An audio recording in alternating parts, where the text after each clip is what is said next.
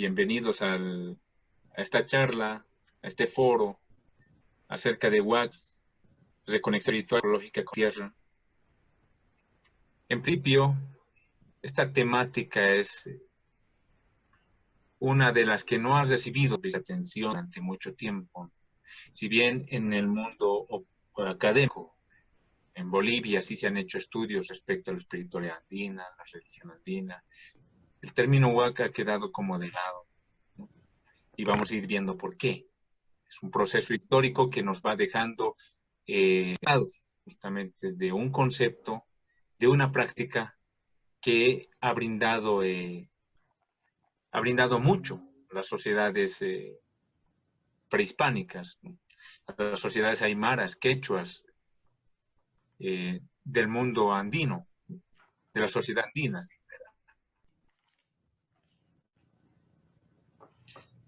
¿Por qué hablamos de reconexión espiritual en principio? Es importante que entendamos que todo concepto de lo sagrado en los Andes crea una conexión espiritual y ecológica. ¿Por qué? En principio, el mundo andino se ha movido durante mucho tiempo a lo largo de su historia, se ha movido entre lo espiritual y lo real, y lo natural, como veremos más adelante. La huaca como concepto. En el mundo académico se ha intentado crear una concepción respecto a lo que se entiende por huaca.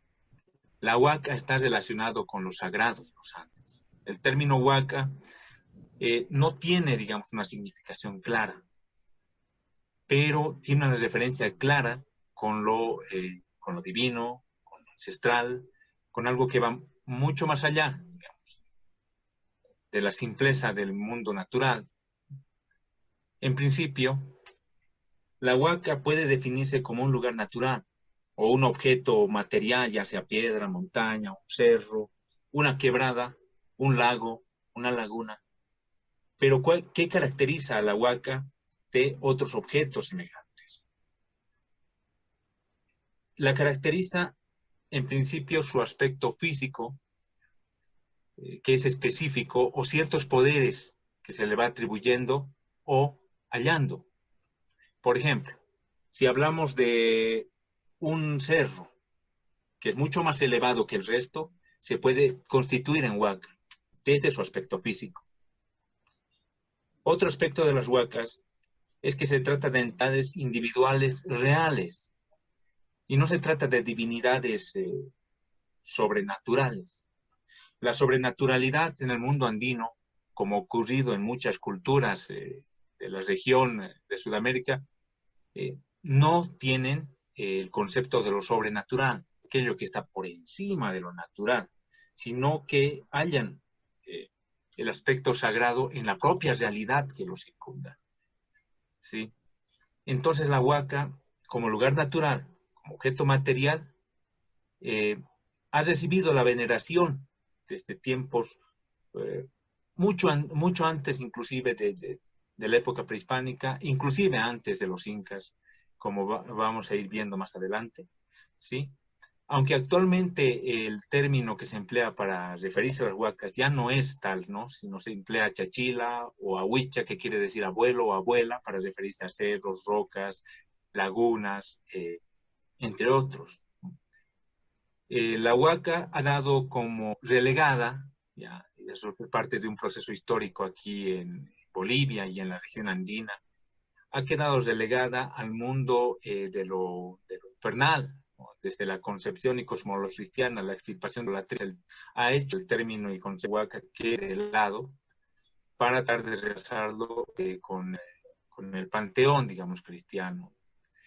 Pero en general la huaca hace referencia a todo lo sagrado, que es, que es natural, que es real, que es objetivo y que se relaciona con la vida, íntimamente con la vida de los seres humanos y los seres de la naturaleza, como veremos más adelante.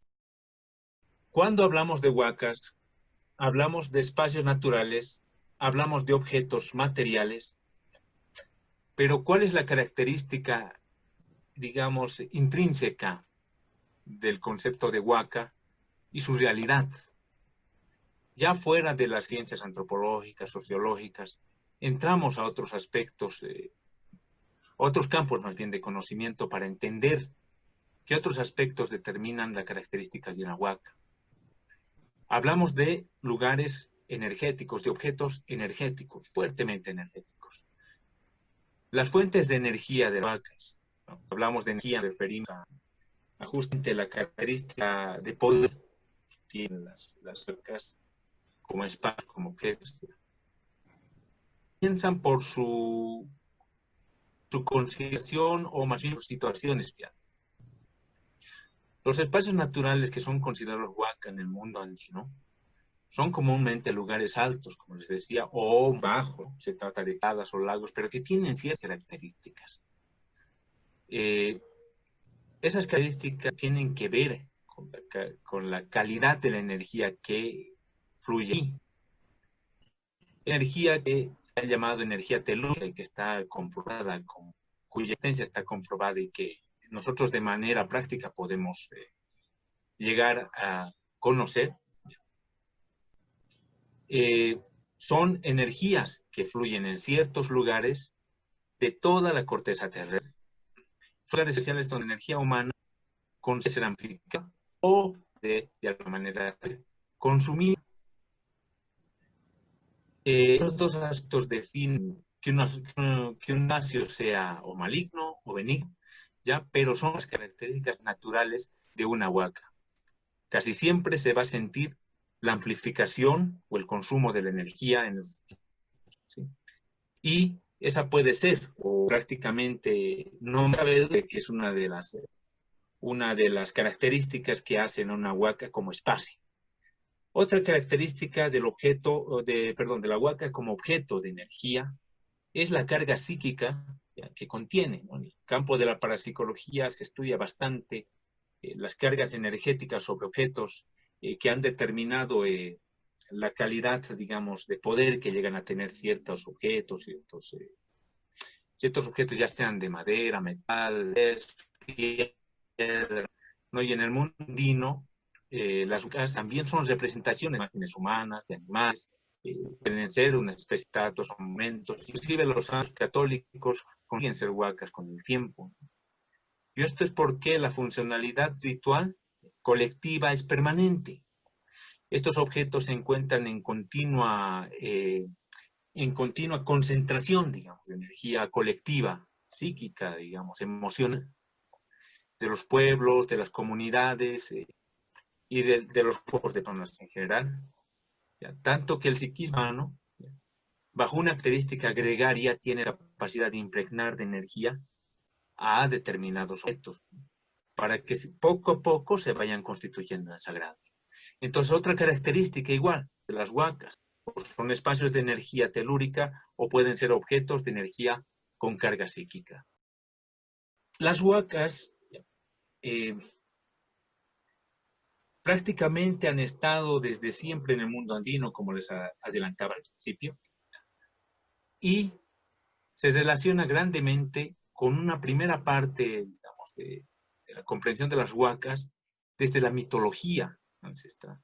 Hay un libro muy conocido que se llama Ritos y Tradiciones Guarachirí, que es una de las referencias más antiguas que se tiene respecto a las huacas, que ser, digamos, una referencia relativamente tardía, porque es del tiempo colonial, no deja de tener la validez que se requiere para entender qué es la huaca en el mundo andino.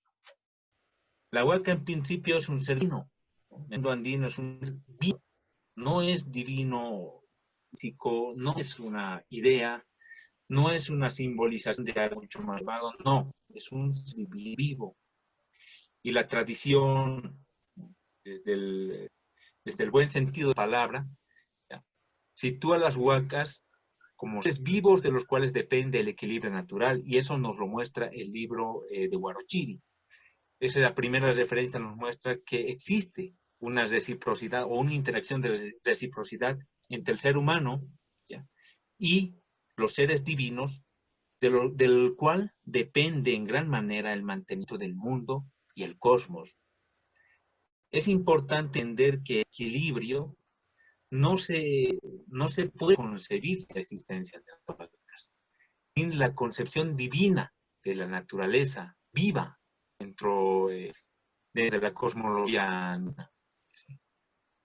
Entonces, esta primera referencia nos muestra, como vemos en el gráfico, una interacción entre los seres humanos que necesitan, en un aspecto de reciprocidad permanente, alimentar a la Tierra, ya para que la Tierra igualmente se conecte con el resto, o sí, termine conectada con el resto de seres divinos, ya sean cósmicos, ya sean de la Tierra, ¿ya? Para que el equilibrio se mantenga. Entonces, es la primera cuestión mitológica que tenemos sobre las huacas en el mundo antiguo. Como vemos, las huacas son un concepto antiguo, pero la cosmovisión andina tiene mucho que ver en la construcción de las huacas, o más bien en sus características. ¿Sí? La cosmovisión andina surge de una cosmología natural y es ecológica desde todo punto de vista. La cosmovisión andina surge de la geografía natural, de los pisos ecológicos y la interrelación de estos pisos ecológicos, de estos pisos ecológicos que ya entreveía John Murray hace ya casi un siglo. Esa interacción no simplemente es, digamos, geográfica, sino es biológica y es económica, ¿no? En los pisos ecológicos, entre lo alto, ¿ya? La producción de lo alto, la producción del valle, del llano, de la costa, han sido la base de sustento, digamos, de la economía del Tahuantinsuyo, o sea, del Imperio Inca, ¿sí? En principio, esta cosmovisión tiene tres aspectos fundamentales, ¿no? Tiene tres lugares, tiene tres espacios, ¿no? El espacio de montaña, al que se ha definido o llamado Malku, ¿ya? Que está entendido como el origen de todo. La tierra, que es concebida como Pachamama, se sitúa la abundancia de la producción. El agua, que es el Amaru, ¿ya? Desde el idioma Aymara, ¿ya? Que simboliza la distribución. ¿A qué se refiere esta interacción? En principio, el nevado, que es considerado Malku, es el principio cuidador y dispensador de las reservas de agua, ¿ya? Que se contienen en la nieve. Es lógico que exista una relación entre lo alto, el nevado, que contiene agua en potencia, la tierra, que es siempre el principio siempre fértil de la naturaleza, de los campos, pastizales, que son regados por el agua del deshielo. Finalmente, el agua, que hemos definido como Amaru, que es el principio distribuidor, ¿ya? Del agua que riega tanto la naturaleza, o sea, los pastizales naturales, como las terrazas y los cultivos. Así que existe una interdependencia de los tres momentos, ¿no? El ciclo del agua es importante en el mundo andino y por eso tiene una simbolización entre lo alto, lo medio y lo bajo, ¿sí? Podemos hablar de una complementariedad y de una reciprocidad ecológica entre los pisos ecológicos que ha dado pie al nacimiento de la cosmovisión andina como total ecológico, económico y biótico. La cosmovisión, de esta manera, un aspecto natural, ecológico, ha producido una visión tripartita que es mitológica y espiritual, o sea, da como resultado una concepción dividida, pero no dividida por completo, sino interrelacionada, complementaria, recíproca. En principio, surgen de la primera división ecológica, surgirá esta visión espiritual, mitológica, ¿ya? Entre la Lajpacha, el Acapacha, el Mancapacha. Eso es importante porque las huacas se van situando o van representando cada uno de estos espacios de la cosmovisión tripartita. El Alajpacha es el mundo de arriba, espacio de las divinidades astrales, como el relámpago, el Inti o el sol, las estrellas, el Huiracocha, por excelencia los dioses creadores, ¿no? Es por eso que cuando la cosmología cristiana irrumpe en el mundo andino, es que existe también una correspondencia con la concepción cosmológica cristiana, donde existen dioses creadores. El Dios cristiano, Cristo, los santos, la Virgen, también se van a terminar situando, ¿ya? A través de la simbiosis cultural, se van a terminar situando como parte de la Lajpacha en el mundo andino. El culto que se realizaba a la Lajpacha ya se hacía en templos, en huacas, que estaban fuera de todo poblado. Eran huacas especiales, templos realizados de efecto. El templo del sol, como veremos más adelante, también el templo de la luna, entre otros. Esa contraposición de la Alakpacha, como vemos en el gráfico, ¿ya? El Alakpacha tiene una contraposición que es complementaria y que es el... Vamos a ver la parte de abajo, se encuentra el último. El Mapacha quiere decir el mundo de abajo, el espacio de los seres y lo maligno de alguna manera, porque en el mundo andino no es el absoluto maligno, sino un benigno puede convertirse con el solo hecho de romper el equilibrio. El mundo de abajo es el espacio, como decía, de los seres, pero de lo caótico. Es el espacio de los Rupai, los Anchanchus, Sajras y Ñancas, que son tomados como los demonios del mundo andino, ¿no? Son aquellos que generan locura, aquellos que generan tristeza, soledad, y también el mundo de los condenados, aquellos que terminan prácticamente a imagen y semejanza de un vampiro moderno, terminan siendo seres redivivos que vuelven a la tierra para poder corregir sus faltas, ¿sí? Pero este mundo tiene una correspondencia con los males, ¿no? Muchas veces búhos, estos pájaros malignos también, que no podemos hablar, pero al final este mundo, el Mancapacha, está relacionado con las artes oscuras de lo nefasto, ¿no? Son los cambios bruscos que no se esperan de manera social, digamos. Y su culto a menudo se da en cuevas, roquedales, minas, quebradas, y es una correspondencia, digamos, con el mundo alto. Este mundo caótico, como pueden ver, tiene un momento, y el mundo de orden, de control, tiene otro momento. Y entre los dos se encuentra la capacha. La capacha es el mundo de aquí, es el espacio de la vida humana, animal, vegetal y también divina. Es el espacio de los achachilas, los maicus de los que hablábamos, las huacas mismas. Es el cerro, su representación casi siempre son los cerros o los animales que vuelan como el cóndor. Y por otra parte también la Pachamama, la mamacota, el principio femenino de fertilidad, de producción, ¿no? Es la tierra, y los animales que lo representan a menudo son el puma, el lagarto, el sapo. Por eso vamos a ver casi siempre esas representaciones en muchas huacas. El amaru, por otra parte, también se encuentra en la capacha. El río, representado por el río, como veíamos, pero también por la serpiente, el pez, ¿ya? Que son animales que viven en la propia agua, ¿no? Se trata de fuerzas naturales que están ordenadas, ¿no? Ahí podemos ver la interacción que existe entre seres humanos y divinidades de la que hablábamos, y donde las huacas cobran un absoluto sentido.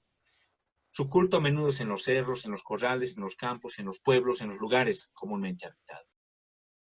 De esta manera, la cosmovisión andina, la cosmología, va a dar pie a un tipo de religiosidad que se ha definido en este tiempo como religión andina. Si bien el término no es absolutamente correcto, ¿ya? Porque la religión engloba una organización, engloba un tipo, digamos, de estructura, ¿no? Que además limita. Eso no ocurre en el mundo andino, ¿no? Porque la religión en principio es religarse, de verdad es religarse, es una relación viva, es relacionalidad pura, de intercambio entre comunidades, ¿no? Y cuando hablamos de comunidad nos referimos a tres tipos de comunidades. En principio hablamos de la comunidad andina, y eso estamos tratando ahora, la huaca. Hay otra que es la comunidad natural. La comunidad natural silvestre, que se denomina como Sarca, o sea, es una comunidad de la naturaleza, ¿no? La naturaleza en sí. Y finalmente la comunidad humana, ¿no? Es esa interrelación, ese intercambio entre los tres, lo que mantiene el equilibrio dentro de la religión andina. La religión andina está impulsada por varios principios fundamentales. En principio, la complementariedad, eh, que, que denota que a cada ser y acción corresponde un elemento opuesto, complementario. Por eso en el mundo andino siempre vemos varón, mujer, las diferencias entre varón, mujer, arriba, abajo, izquierda, derecha, no como opuestos absolutamente alejados, sino como opuestos complementarios. Ellos complementan el mundo, ¿no? Los contrastes llegan a complementar el mundo. La reciprocidad es otro elemento importante. Es una relación moral, práctica, que necesita correspondencia. Toda acción necesita una correspondencia. una acción complementaria, tiene que ser permanente, porque restablece el equilibrio. Es muy difícil pensar en que simplemente te puedes favorecer, puedes dar y no recibir, o puedes recibir y no dar, ¿no?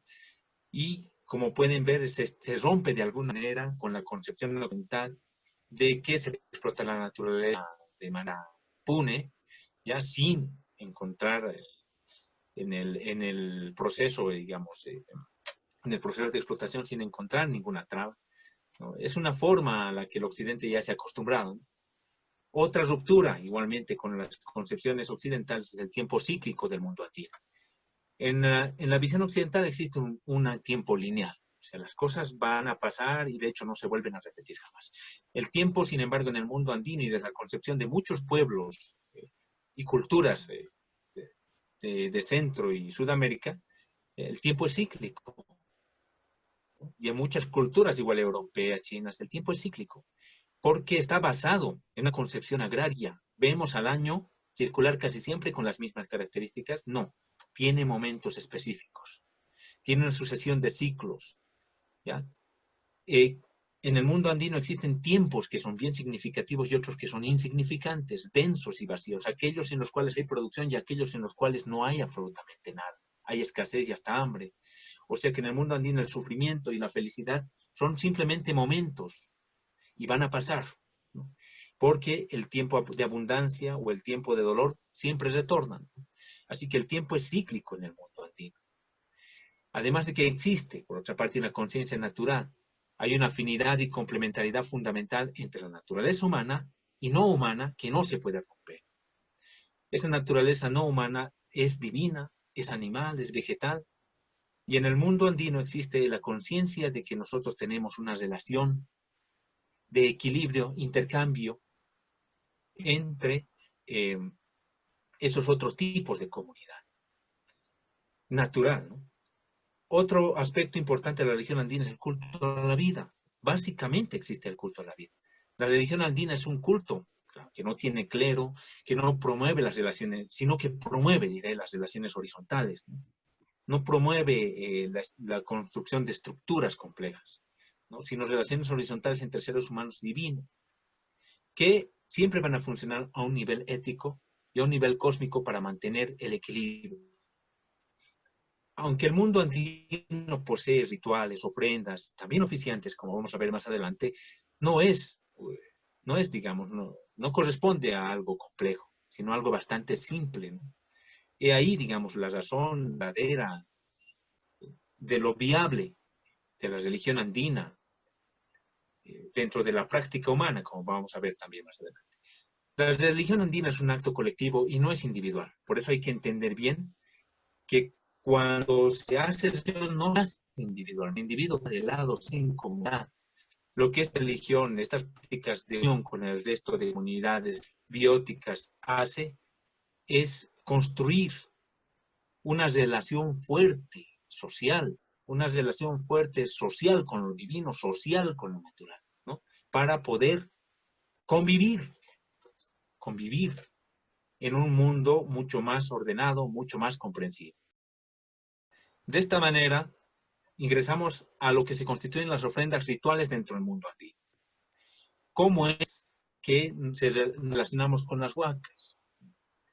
Existen varias formas de ofrenda, muchísimas, y sería muy difícil enumerar, pero hemos tratado casi siempre en el aspecto que tenemos de seguir investigando esto, hemos tratado de definir en prácticamente tres. En principio es la mesa negra. Toda mesa, ¿por qué se le llama mesa o misa en el mundo andino? Porque se trata de comidas rituales para los seres tutelares, para las huacas, para la Pachamama, para diferentes seres tutelares. Es una comida ritual, en principio la mesa negra, ¿no? Que está compuesta de harinas, hierbas silvestres y semillas que me gustaría mostrarles en vivo alguna vez, ¿ya? Y que componen a diferentes pisos ecológicos, ¿ya?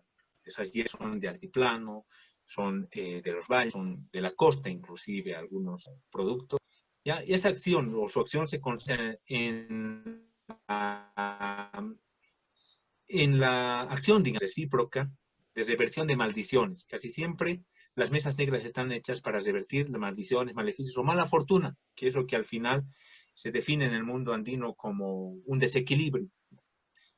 Está dirigida a aplacar, se dice, el aspecto maléfico de los seres andinos. Cuando la Pachamama, se dice en el mundo andino, está desatendida en un espacio, lo que hace es comenzar a hacerse, tornarse maligna, ¿no? Comenzar a comer o tomar aquello para regenerar el equilibrio, ¿no? Y la mesa negra tiene esa finalidad de poder revertir de alguna manera la mala fortuna. Por otra parte se encuentra la mesa blanca, que es una composición de elementos o figuras dulces de diferentes colores o blancos, ya siempre adornados, así como un buen plato de comida, atractivo a los ojos, se dice, ya con figuras hechas de dulces, ya con flores, con coca, con azúcar a menudo, y con vellones de colores o blancos, que se dirigen como comidas importantes para los seres tutelares andinos y para las huacas en general, que luego es incinerada, luego esa mesa es quemada, como ustedes pueden ver en lo que ocurrió en la mesa negra. Su acción se concentra casi siempre en la reciprocidad entre lo humano y lo divino. A través de la mesa blanca se paga a la tierra, se le devuelve, ¿no? Se le reconoce a los seres tutelares, a la huaca, y a todos los seres tutelares del mundo andino se les reconoce de esta manera eh, su capacidad de poder generar riqueza, abundancia, ¿sí? Y salud también. Está, como dice en ese cuadro, dice, está dirigida a la acción benéfica de las huacas. Casi siempre se busca la acción benéfica o se adece por la acción benéfica. Existen también sacrificios de sangre en el mundo andino que se llaman huilanchas, ¿no? Y huila quiere decir sangre en aymara, ¿ya? Y huilancha quiere decir sacrificio de sangre. Es lo máximo que se puede ofrecer en el mundo andino. Las comunidades antes acostumbraban a ofrecer sacrificios humanos y vemos bastante en las crónicas de Huamampoma cómo es que se ofrecían desde siempre carneros de diferentes colores. Las llamas siempre han sido objeto de sacrificio durante mucho tiempo en el mundo andino y siguen siéndolo ahora, ¿no? Se trata de devolverle a la tierra aquello que brinda, la producción que da. En este caso, las mesas quieren expresar eso, que existe abundancia y se le devuelve a la tierra, se le invita parte de lo que uno tiene. Este tipo de ritual, que es sacrificio de sangre, está normalmente dirigido a la tierra, a la Pachamama, y por correspondencia también a los seres, a los rechachilas del horizonte, que son las grandes montañas que circundan los Andes por acá en Bolivia. Y junto a las ofrendas, ingresamos al a dar un vistazo a los especialistas rituales que ofrecen las mesas rituales. Las ofrendas se relacionan con las huacas de manera directa, ¿no? En principio está lo que se considera el o la yatiri. Son especialistas rituales, varones o mujeres, que crean la interacción espiritual con las huacas o los chachilas, con los seres tutelares andinos. Se trata de hombres o mujeres que han recibido el permiso espiritual, se dice que reciben un permiso, ¿ya? A través del lámago, a través de otro tipo de elementos o más bien de momentos para ellos, ¿ya? Que convierten en seres de frontera. Ellos hacen efectiva esa reciprocidad con la y los seres tutelares. Ellos son los únicos o los mejor enviados de ofrecer una mesa ritual. Su función casi siempre es la de preparar mesas rituales, como digo, ofrecer a las divinidades a través del fuego. Su acción hace que consigue hacer favorable la acción de los seres tutelares hacia la prosperidad humana, cultural. O sea, gracias a la actuación de los yatiris, es que el equilibrio se mantiene en las comunidades, en los pueblos, en la individual inclusive de las personas. Otro especialista ritual implante y ha sido reconocido, reconocido a nivel mundial, Callahuaya, ¿no? Se trata de varones o mujeres que son especialistas rituales dedicados a la curación humana por medio de plantas, ¿no? Las plantas medicinales son un conocimiento de relación permanente con la naturaleza que ha permitido salvar muchas vidas y que en ese tiempo, por la acción de la farmacéutica, ha quedado bastante. ¿ya? El Callaguay a menudo emplea las plantas del altiplano, los valles andinos, ¿ya? Para realizar curaciones no solo físicas, sino también espirituales. Hay tipos de ritos a través de los cuales simplemente con el hecho de tocarte con algunas plantas ya consigues bastante regeneración en el espíritu, ¿no? Y también en el cuerpo. El conocimiento que ellos han obtenido lo han hecho de la naturaleza y la tierra. Esos conocimientos de herbolaria que tienen son tan ancestrales, ¿ya? Y han ido de generación en generación que en este tiempo requieren una nueva visualización, ¿no? Para ir recuperando muchos de esos saberes, y es lo que hacemos aquí en Bolivia a través de nuevas investigaciones que estamos planteando. Y aunque ya existe mucho respecto a esto, pero aún me parece que no está a profundidad. Pero bueno, la acción ritual de los cayayas puede ser también ese método de los yatiris. Son también especialistas rituales que tienen la posibilidad de ofrecer a los seres andinos algunas comidas rituales. Hay un interespecialista ritual que es importante de mencionar. Es uno bastante peculiar, el chamacani, que quiere decir el que trabaja en la oscuridad, ¿no? Viene de la aymara chamaca, que es oscuridad, ¿ya? Un especialista ritual que tiene la posibilidad de comunicarse con los seres tutelares andinos de manera directa, brindándoles una presencia efímera. ¿Eso qué quiere decir? O sea, que en correspondencia, digamos, en cierta correspondencia con las prácticas espiritistas, ellos tienen el poder o la facultad de poder crear efectivamente la voz o darles personalidad, vida temporal hacia el horizonte, sean montañas, sean cerros, sea la misma tierra, ya para definir aspectos del pasado, el presente o el futuro, ¿no? Su acción es casi siempre oracular, ¿no? Por esa misma razón. Y como ustedes conocen, existen prácticas espiritistas que evocan los espíritus de los muertos, pero en este caso el chamacani es evocar los espíritus de los cerros, de las divinidades vivas, de las huacas de la naturaleza. Y como les digo, su función es casi siempre adivinatoria. Ellos han conseguido descubrir muchas cosas que eran muy difíciles. Habiendo conocido las ofrendas, habiendo conocido especialistas rituales del mundo andino,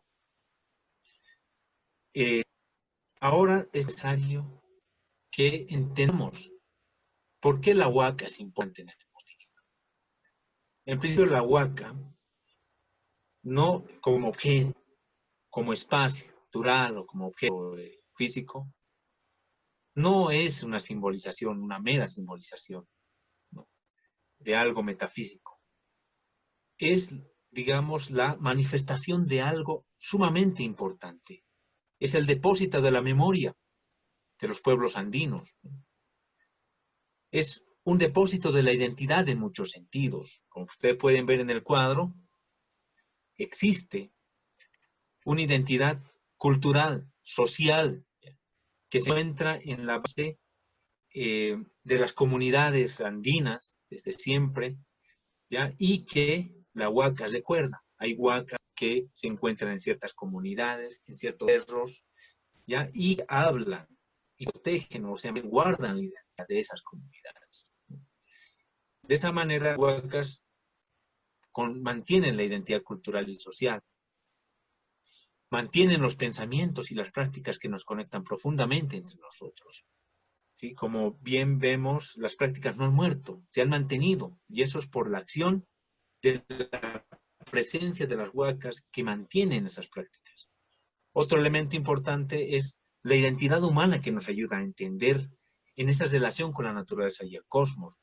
Tenemos una identidad o una memoria de que somos humanidad, humanidad dentro de un cosmos, humanidad que tiene conciencia de que estamos íntimamente conectados con la naturaleza y el universo. Y las huacas nos recuerdan, ¿no? Para que nunca se nos borre de la memoria que somos simplemente parte de la naturaleza. Otro elemento, o más bien otra mención ya mucho más profunda, es la identidad individual en relación profunda consigo misma, que ayuda a conservar la huaca. Existe una conciencia de que a pesar de que somos individuos, no podemos prescindir de la naturaleza, del resto de los seres humanos, y del cosmos. Somos parte integrante. Y cuando aprendemos a entrever esto, aprendemos a compartir, entender, interactuar con la naturaleza y con el resto de los seres, nos conectamos tan profundamente que tenemos la capacidad de entender en un minuto el cosmos, el universo, simplemente con cerrar los ojos, con conectarse con las huacas. Así que las huacas son depósitos de la memoria, son depósitos de la identidad. Ahora es preciso entender que huaca puede ser en principio depósito de identidad, depósito de memoria, pero también es un elemento de conexión psíquica. Las huacas, como bien habíamos visto al principio, se constituyen en condensadores de energía psíquica.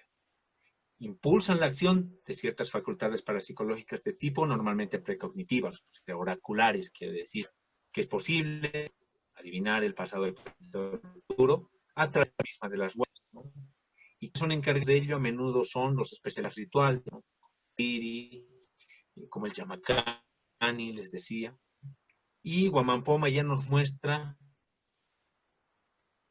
todo un panorama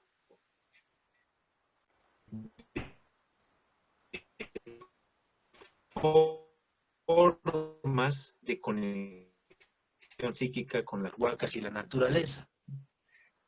Como veremos en principio en lo individual, se llama leer la suerte, ese tipo de acción, en cenizas de un cigarro o en las cenizas de una mesa ritual, también el futuro de las personas de manera individual.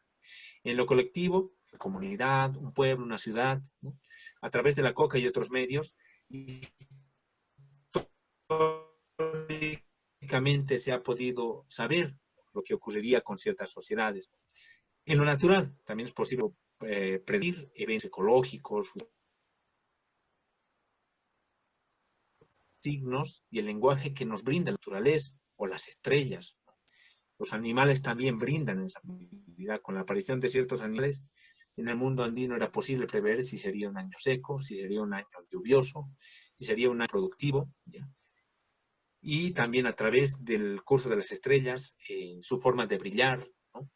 Y la aparición de ciertas estrellas en el firmamento, pero bueno.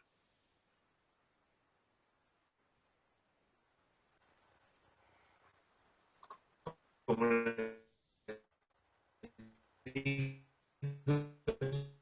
esas conexiones oraculares tienen diferentes otras y otras, simplemente las huacas y la interacción con la naturaleza siempre permite poder conocer el pasado.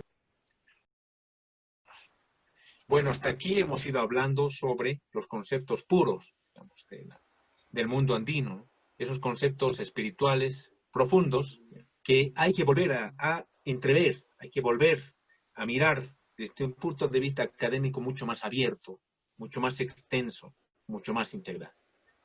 Pero así como hemos visto ese mundo tan interesante, ese mundo tan vivo, vemos también que existe una modernidad de las huacas. En este tiempo, más que en cualquier otro, la modernidad es mercantil. Existe una modernidad mercantil. Las huacas, el mundo andino, la ritualidad andina, la cultura andina, han transitado hacia el sistema capitalista. Han tenido su forma de modernización. El mundo andino jamás sea opuestos irreconciliables, opuestos complementarios, como decíamos. Por lo mismo, a través de una simbiosis entre cultura y mercado, se ha llegado a establecer un conjunto de mercados rituales a lo largo y ancho de los Andes, ¿sí? Ya tanto en Bolivia, en Perú y en otros lugares se encuentran o ya se han construido mercados, verdaderos mercados rituales, donde existe competencia, existe oferta, demanda, ¿no? Por la realización de rituales, ¿no? Existe un movimiento económico fuerte. Y esto nos muestra que la religión andina no ha muerto, sino que se mueve de manera activa hacia su empoderamiento en la economía mercantil, sobre todo de las ciudades, sin abandonar elementos tradicionales que muchas veces conservan o a veces inventan. Aquí en Bolivia es común la reinvención del Año Nuevo andino, el solsticio de invierno, que es parte del calendario andino, del calendario natural, y que, por supuesto, ha inventado algunos aspectos que ya no se puede saber cómo eran, rituales, no se puede saber cómo eran los rituales, cómo se armaban las mesas, cómo era antes, ¿no? Pero existe una estructuración, tiempo. Y ahí en las imágenes podemos ver un mercado de ese tipo, un mercado de esas características, que es el mercado ritual de Pachetahuaraco, donde se ofrecen todo tipo de rituales a cambio de estos exorbitantes muchas veces, ¿no? Pero esa es la modernidad de la religión. Dentro de esa visión, eh, dentro de esa visión mercantilista que ya surge, ¿no? De la cultura andina, es que comenzamos a ver en las ciudades el surgimiento de lugares que igual son mercados. En las ciudades, por lo menos como La Paz, se ha ido desarrollando un proceso ya en el cual ha habido una recuperación de los espacios ancestralmente considerados sagrados, ¿no? Y eso es importante porque desde el Estado, esa recuperación ha permitido que estos lugares sean revalorizados y que a través de los ministerios de culturas, tanto del Estado central como, como de los municipios y gobernaciones, por lo menos de aquí, de la ciudad de La Paz, esto haya podido crear estos espacios nuevos, ¿no? Aunque muchos de esos espacios están cristianizados, existe una revalorización que de alguna manera engloba también la construcción de nuevos altares con características andinas, pero algunas se mantienen, se van a mantener con su aspecto cristianizado, porque en la cultura andina no existe mayor problema respecto a esto, ¿no? No existe mayor problema respecto a esto. Algunos de estos espacios, como les decía, se han convertido en mercados rituales. Y son bastante requeridos. A menudo asisten personas de todos los estratos sociales. Las huacas urbanas son parte de una configuración ancestral, recuperada, que se está moviendo y creando a la vez economía en las ciudades y está manteniendo viva la espiritualidad andina en las ciudades, aunque también existen ciertas tergiversaciones en los mercados rituales andinos, ¿no? Existe a menudo una falta de autenticidad en características de los especialistas rituales que no siempre son, y aquí dice con el permiso que tradicionalmente adquieren a través del relámpago, a través de muchos otros aspectos que les dan su característica de ciudades de frontera. Pero las huacas urbanas son un fenómeno que se está desarrollando en la ciudad de La Paz, ¿no? Donde Ronald ha visitado hace algunos años. La ciudad de La Paz tiene un montón de lugares sagrados, ¿ya? Donde se desarrollan un conjunto de rituales con las características que les he expuesto anteriormente. Pero también existen las huacas rurales, ¿no? Un tipo de huacas más naturales. Como pueden ver y apreciar, los de la ciudad siempre son construcciones, ¿no?, realizadas. Es una característica más relacionada con lo natural. En los espacios campinos, las huacas continúan siendo ancestrales, ¿no? Y gran parte de su culto se ha reconstruido y se ha revalorizado en la actualidad. Había un tiempo en que estaba totalmente perdido, pero este tiempo ha habido una recuperación también en los espacios andinos. Estas huacas conservan mucho de su aspecto natural, como siempre lo han tenido. Se trata de cerros normalmente, eminencias. De los cerros mucho más elevados de las comunidades son aquellos que son considerados huacas. Y se encuentran a menudo junto a comunidades o junto a pueblos. Estas huacas forman parte de una semantización tradicional del espacio. En el mundo andino no hay un espacio que no tenga nombre, un espacio que no tenga vida, un espacio que no tenga una característica que la convierta en sagrada, sea alto o sea bajo. Y por eso mismo las huacas rurales, al igual que ocurre con las urbanas, constituyen en guardianes de las comunidades y de los pueblos de los alrededores. Aunque también su culto ha reducido un poco en los últimos tiempos, su revalorización se está dando también a través de los municipios, los pueblos, las comunidades del altiplano. Frente a la modernidad que hemos visto mercantil, que es por la que están atravesando las huacas en el mundo andino, también se pone de relieve como una necesidad y como una propuesta, una modernidad ecológica de las huacas. Es importante en este tiempo, y creo que está comenzando a impulsarse, ¿ya?, una conciencia alternativa que la espiritualidad, que resignifica desde un punto de vista desde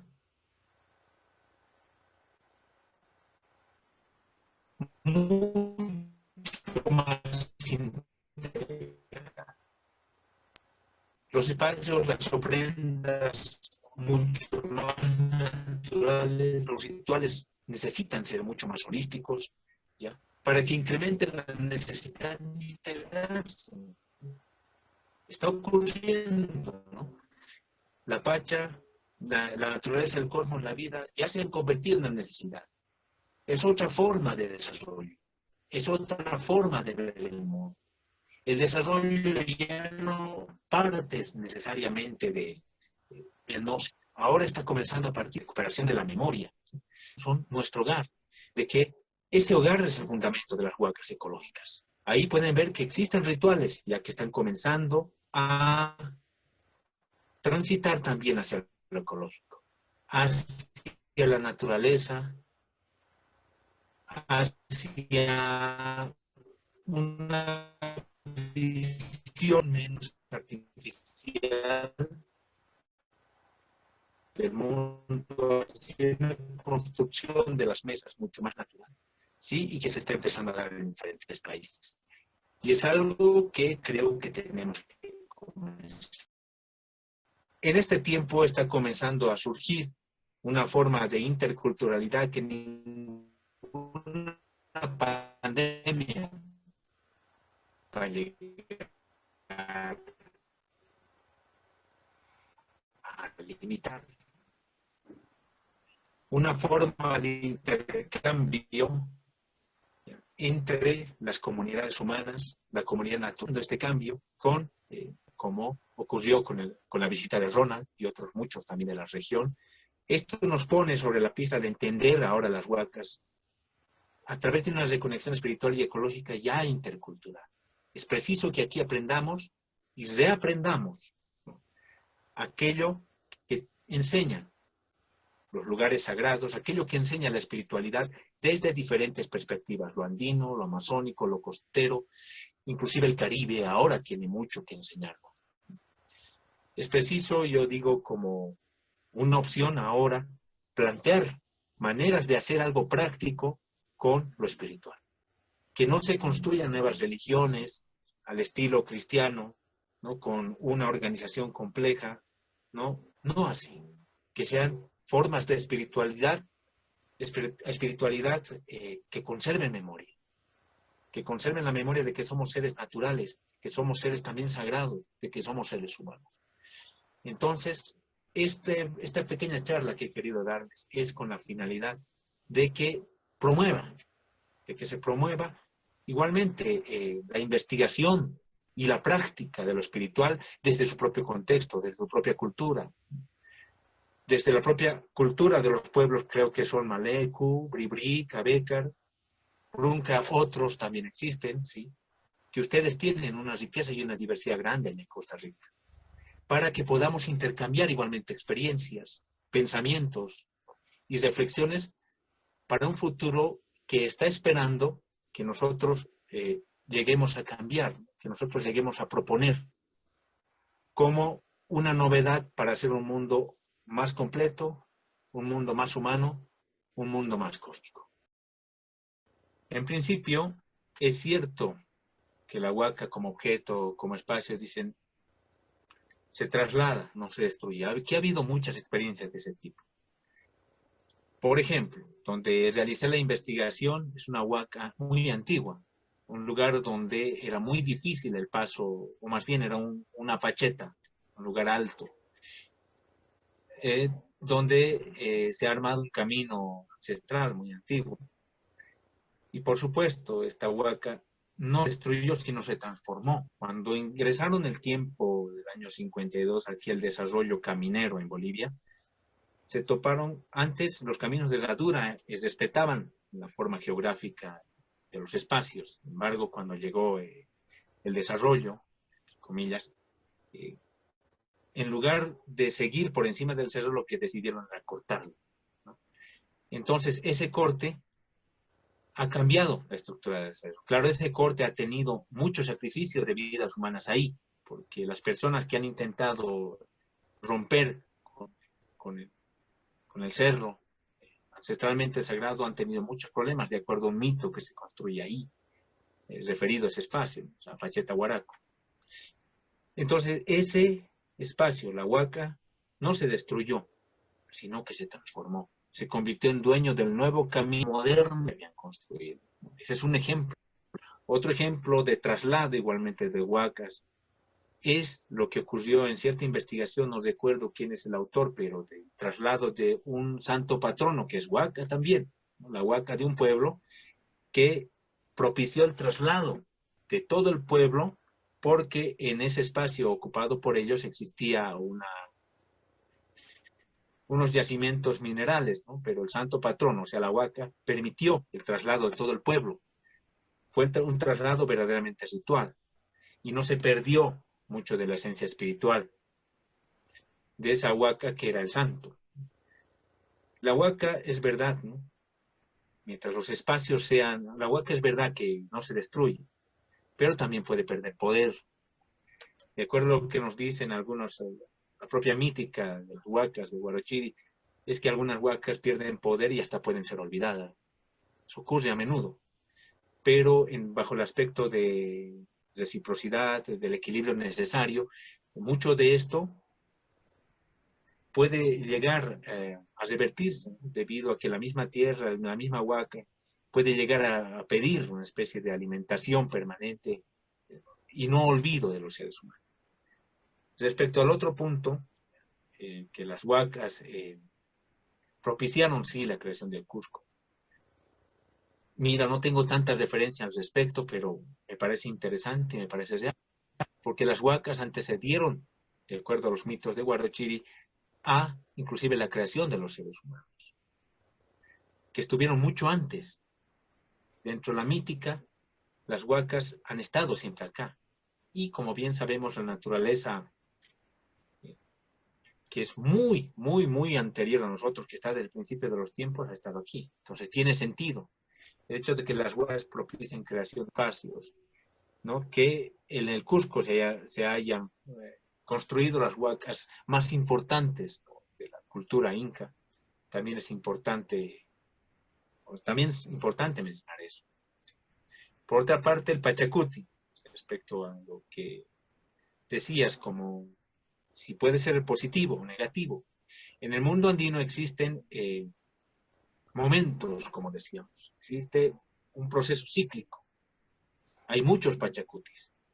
Hay Pachacutis oscuros, hay Pachacutis muy claros, de luz, hay Pachacutis de dolor, hay Pachacutis de mucha alegría. De por sí el cambio que ocurre en el invierno, con las estaciones, ya son pequeños Pachacutis. Pero el Pachacuti se refiere a tiempo nuevo, a cambio, a vuelco. A veces es positivo y a veces negativo. No recuerdo en qué libro, pero la referencia está por ahí. Se mencionaba la existencia de, o más bien, sí, la existencia de una especie de profecías respecto al arribo de los españoles a suelo inca, y que eso sería un Pachacuti, que duraría un tiempo y que era un tiempo necesario para aprender, un tiempo necesario para construirse o tal vez para dormir como una semilla. Y otro tiempo, otro Pachacuti, se dice en este tiempo está resurgiendo, ¿no? Su Pachacuti de luz, de cambio, y es a lo que estamos ahora volviendo a apuntar y a mirar. Su Pachacuti ya más positivo, Pachacuti significativo, importante. Creo que este Pachacuti ahora ya rompe con los límites de lo regional, rompe con los límites de lo local, y ahora creo que estamos en un momento de interculturalidad, un Pachacuti fuerte, ¿no? Importante, ¿ya? Y que nos podría traer cambios muy trascendentales si es que entendemos cómo es que tenemos que llevarlo adelante. Y claro, con esto de la pandemia y las crisis económicas, estamos empezando a entender en qué consiste este nuevo tiempo, este nuevo momento que estamos viviendo.